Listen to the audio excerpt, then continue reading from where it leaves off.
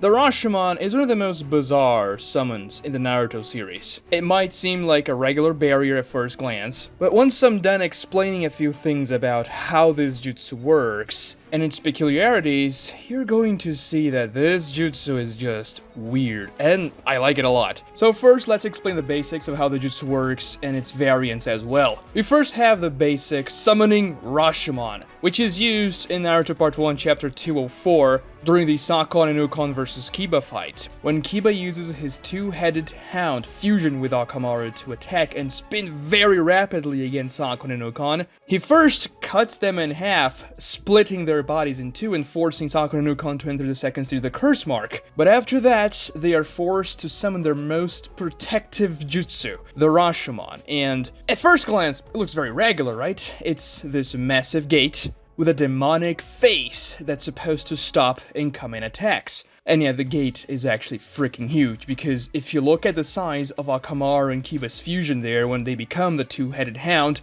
and then you compare to the size of the Rashomon when they hit it, you can see this thing is big. And it's even easier to see how large they are when Orochimaru and Hashirama use them later on. Now, Sakon and Ukon summoned the first Rashomon gate, which is the red gate. And if you didn't know, the Rashomon gates have different properties. The red gate, or the first gate, is designed to take attacks head-on, as powerful as they may be, and it was a good call to use it against Kiba there. The design of the Rashomon is inspired by the main gate of Old Kyoto, with a demonic face inspired by the legend that Kyoto's Rashomon was the home of an Oni named Ibakari Doji. And it's clear by the way Kishimoto wrote that scene that the Rashomon is supposed to be a powerful jutsu. Sakon and Ukon have to combine their powers to summon the Rashomon. They have to do the summoning at the same time. Something that much more powerful ninjas like Orochimaru and Hashirama don't have to. They can obviously summon it by themselves. One of the main advantages of using the Rashomon to protect yourself, and this also applies to the triple and quintuple Rashomon jutsus, is that they don't require hand signs. You just need the blood, and then you summon the Rashomon by touching your palms on the ground. And this makes it very effective to counter powerful and also fast jutsus, because sometimes you just don't have time to weave hand signs. And in Orochimaru's case, because he can't even use his arms to do jutsus, because of Hiruzen's Reaper Death Seal, that's a very good thing. He doesn't have the ability to use hand signs, but he can still use the Rashomon because they don't require it. Now, when Sakon and Ukon use the jutsu against Kiba, they praise Kiba, saying that he was able to dent the Rashomon. And they did a pretty good job there. You can see the metallic, demonic face of the Rashomon becoming all distorted after Kiba and Akamaru strike it. The next usage of the Rashomon jutsu, which is another variety, but it's still the same jutsu pretty much, is definitely going to be the most iconic one in the manga/anime. It's when Orochimaru uses the triple Rashomon against the Four Tails version 2 Naruto, to counter the first ever Bijudama we see being used. And that's the thing, the entire build-up for the Bijudama blast, with all those orbs of chakra leaving the Nine Tails' mantle and coalescing together in that very dense orb of energy that Naruto swallows and spits, just gives you this feeling that this jutsu is gonna hit like a truck. And to counter that, Orochimaru uses the triple Rashomon, which looks very impressive when they rise in the middle of the forest in that two-page spread. And if one Rashomon back in part 1 was already pretty impressive in what it could do, 3 Rashomon is gonna be way more powerful. Obviously, Orochimaru can summon them by himself because he's a much more powerful shinobi than Sakon and Ukon, and he resorts to the most powerful defensive jutsu he has to counter the Bijudama, and for a good reason. Orochimaru himself, Mr. Immortal, seemed scared when Naruto was using the Bijudama against him, so he had to use his most powerful defensive jutsu. And that's an interesting thing, because the first gate, the red one, is exactly the same that Sakon and Ukon used back in Naruto Part 1. However, Orochimaru also summons the second and third Rashomon gates, which are green and blue. And as I said before, the gates have different properties. The first one, as I explained, takes the attack head-on. The second one, the green gate, reduces the attack's power. And the third, the blue gate, disperses the pressure of the attack. So you can see how Orochimaru layered the Rashomon gates in order to stop the Bijudama as effectively as possible. And now you can see much better with the forest surrounding it how large these gates are. They rise far above the canopy of the forest, and when you see them for the first time there, it's a wide shot of a 2-page spread that you see from far away, which means they are massive. And the thing is, the Bijudama completely erases the Rashomon gates. They simply cease to exist, and the Bijudama leaves this trail of destruction in the forest, which shows how protective the gates actually were, because you can see the trail of destruction where the Rashomons were protecting is much less intense than on the sides where the Bijudama didn't have anything stopping them. So when the explosion hits the first Rashomon, it kind of engulfs them, but right behind the Rashomon gates where Orochimaru was by far the safest place to be in, and Orochimaru still gets hurt, he gets flung away by the power of the Bijudama, but he survives, and he even thinks, yeah, well, if I didn't use the Rashomon gates, I would have died. Kabuto also mentions that, wait, hold on a second, I could have sworn I saw the triple Rashomon in the distance over there, and a second later they disappeared with that explosion. What the hell? He was astounded by the power of a jutsu that could simply destroy the Rashomon gates like that. Which, yeah, it's the power of the Nine Tails. It's gonna be immense. For the third usage of the Rashomon gates, we have Hashirama Senju using them, and this time it's an even more powerful variant. It's the Quintuple Rashomon that he uses against Madara, when Madara tosses a Bijudama from the Nine Tails enhanced by the Susanoo sword, turning the Bijudama essentially into the most powerful shuriken ever made. Now, Madara decided to do that because Hashirama literally caught a base Nine Tails Bijudama with his wood golem and redirected it against Madara, which he had to use his Susanoo to block. So he put the sword into the Bijudama so that Hashirama wouldn't be able to simply grab it and throw it back to Madara. An extremely clever strategy. I love the Madara versus Hashirama fight. So the counter Hashirama comes up with is a very interesting one. It is to use the Quintuple Rashomon. And the thing is, Hashirama knew that the Rashomon wouldn't be able to stop the Bijudama. He simply used the jutsu to change the trajectory of the Bijudama shuriken. And that does make sense, right? If the Four Tails version 2 Bijudama destroy the first 3 gates, you would imagine that a full Nine Tails Bijudama enhanced by a Susanoo sword would just completely blast through a Quintuple Rashomon, even if you may add 2 additional gates at the end of that. And yeah, Madara's jutsu there completely annihilates the 5 Rashomon gates. But it is diverted, and it crosses like this massive body of water. Is it a lake? Is it a part of the ocean? I don't know. It just crosses miles upon miles until reaching the other side of the shore and exploding there in a very cool shot in the fight. The interesting thing about the Quintuple Rashomon there is that the first 3 gates that Hashirama uses are the exact same that Orochimaru uses in the Triple Rashomon, and they are even in the exact same order, which implies that red, green, and blue being in that order is probably the most effective combination for at least a Bijudama attack. And we have 2 additional gates after the 3 first ones. The 4th one, which is a cyan color, and the 5th one, which is a magenta color.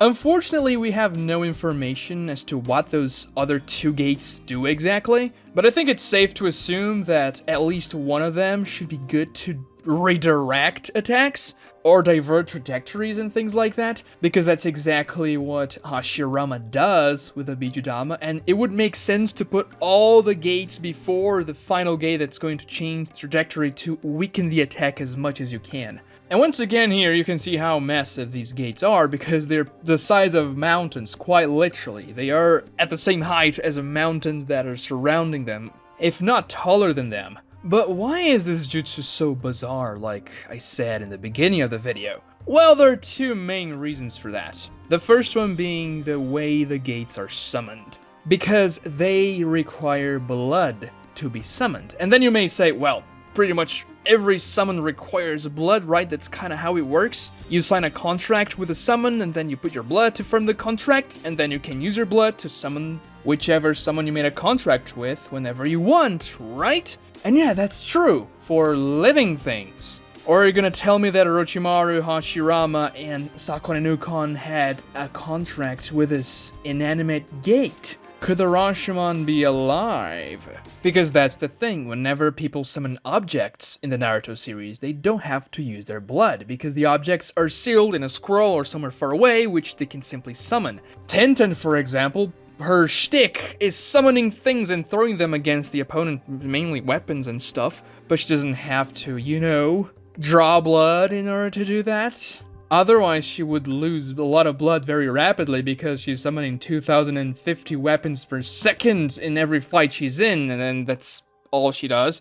When Kotetsu summons that weird-looking fish sword of his in the fight against Hidan, he also doesn't need blood to do it. When Sasuke is summoning 2,050 shurikens against Itachi and throwing them like crazy, and Itachi's matching them with his own shuriken, he's not using blood, he's simply summoning them. When Edo Tensei Mangetsu Hozuki summons the blades of the 7 ninja swordsmen during the war arc, he is not using blood, he's simply summoning them, because all those things I mentioned are objects and not living things, so you don't need a blood contract to summon them. Even Naruto summons a Fuma Shuriken without using his blood when he first encounters Sasori and Deidara.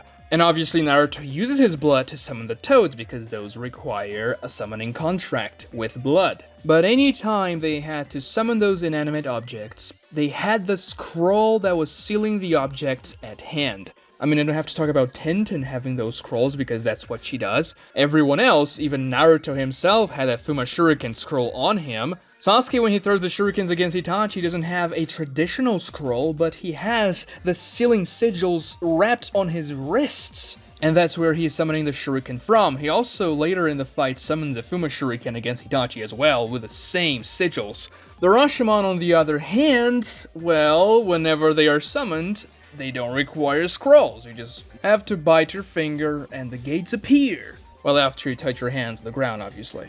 So, could the Rashomon gates literally be alive creatures? Like, sure, they cannot move, but it looks like they could be alive because they require a blood contract. Now, this sounds a little goofy, I know. And maybe the reason why they require blood is because you cannot seal them in a scroll. So you have to do this special type of summoning jutsu where you do a quote-unquote blood contract with an inanimate object. Because either the scroll will be too large and you wouldn't be able to carry around effectively, or just because you can't seal them in a scroll. I choose to believe this option rather than the gates being alive or anything like that.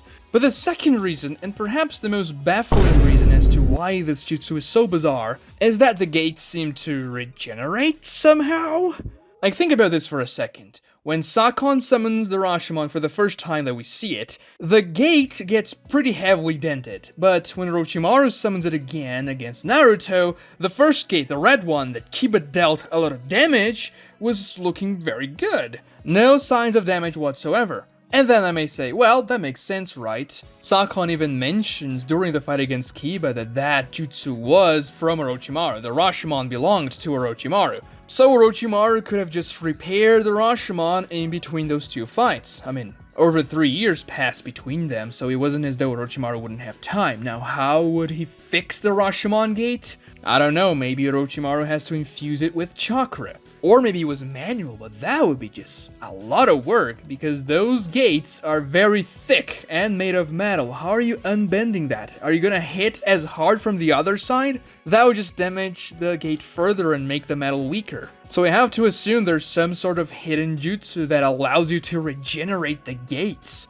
But up until then, yeah, sure, this makes sense, right? It's a very cool jutsu. It's not gonna be used a lot of times because it has a very niche application, but then things just become weird when we see in the flashback of Madara vs Hashirama that Hashirama literally uses the same jutsu Orochimaru uses over 50 years later. And yeah, people do inherit jutsus from other people that lived a long time ago. This is not weird. The weird thing is that the Rashomon is a thing. Not a simple jutsu you produce with chakra, and the Rashomon gates were obliterated by Madara in that fight. How is Orochimaru and even Sakon using them after what happened when the Rashomon absorbed Madara's Bijudama there? And it was also really surprising when Hashirama used the gates, because you would assume this was an Orochimaru exclusive jutsu that sure he kinda taught to his underling in Sakon, but that someone like Hashirama wouldn't have, because let's be real, the Rashomon gates look very intimidating and villainesque. It doesn't look like that jutsu would be used by like the most good guy of all time in the Naruto series, except for like Naruto, I suppose. And I guess this kinda made sense, and when I first saw Hashirama using the gates I was surprised, but it's not as though the Rashomon gates have this malicious usage that you can do with them. They're defensive barriers that look scary, and that's all. But then there's the thing, how did Orochimaru get his hands on the Rashomon, and how did he fix at least the 3 first Rashomon, because they were destroyed by the Bijudama? Now maybe, just maybe, the Rashomon gates are not actual objects, but chakra-created objects. Like, they do not exist elsewhere, but whenever you summon them, quote-unquote, you create them from existence. That would be an explanation, however, this explanation doesn't really work. Because if that was the case, the Rashomon gates wouldn't be a summoning jutsu. You wouldn't be literally summoning a thing into the battlefield. You would be creating something like a Susanoo, for example. You're not summoning the Susanoo around you, you are creating the chakra that is forming the Susanoo around you, and that's protecting you. It's a very different premise from the Rashomon gates. And unless Orochimaru found 3 Rashomon gates that are exactly the same as the first 3 Rashomon that Hashirama uses in the fight against Madara, he had to fix them somehow or regenerate them with chakra. And if that's a property, then I suppose he could have repaired the 3 first Rashomon at least, even though they were thoroughly destroyed. Now, the 3 Rashomon weren't obliterated like they were in the fight against the Four Tails, because the Bijudama Madara cruises through them, cutting them and not exploding. The Bijudama actually explodes on the other side of the shore, so it doesn't give that massive damage to the gates themselves and vaporizes them, so technically, the wreckage of the gates would still exist, and maybe after they were unsummoned and returned to who knows where, Orochimaru could have found them in the future and repaired them by using this weird jutsu that he learns. After all, learning jutsus is what Orochimaru does best. It's the entire purpose of his existence. He wants to learn every jutsu there is.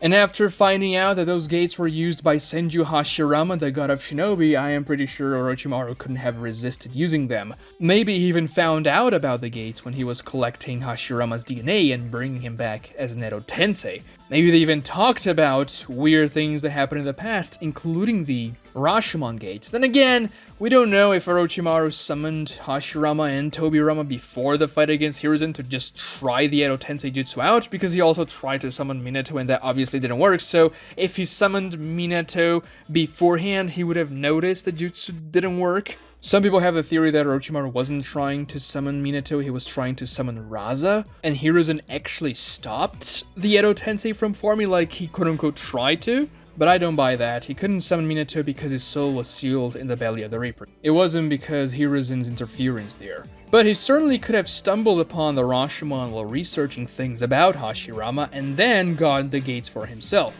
Kabuto also had knowledge of the Rashomon gates. We don't know if Kabuto ever saw Orochimaru using it in combat or just in training, but he knew they existed. Or maybe Kabuto knew where they were located when they weren't summoned. Overall, very cool, mysterious jutsu that just looks great whenever used. Watch this next video right here for more cool Naruto content. Subscribe if you haven't already, and please like the video and ring those notifications. That really helps me out and helps you out knowing the videos come out. Thank you so much for watching, guys.